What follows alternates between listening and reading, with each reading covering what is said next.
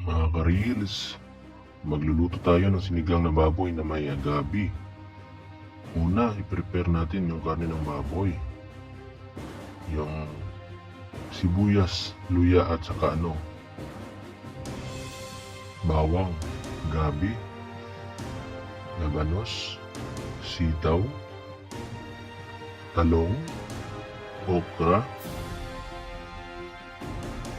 Ayan mga ka-reels, yan yung mga kompletong ingredients natin sa sinigang na baboy. And of course, hindi mawala yung nor pork cubes.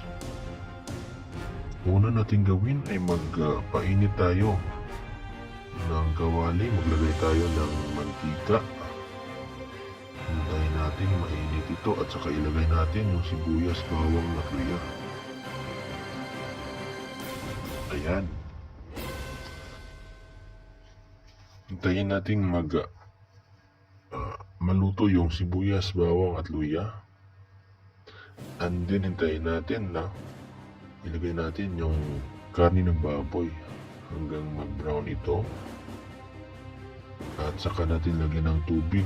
Pakuluin natin hanggang lumambot. Kung malambot na yung karne ng baboy, ilagay natin yung gabi, sitaw.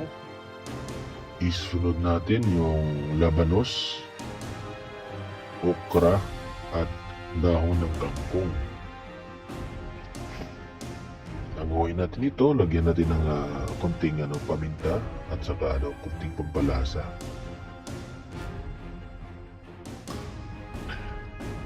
Yan, kung luto na mga ka-reels, pwede na natin itong i-serve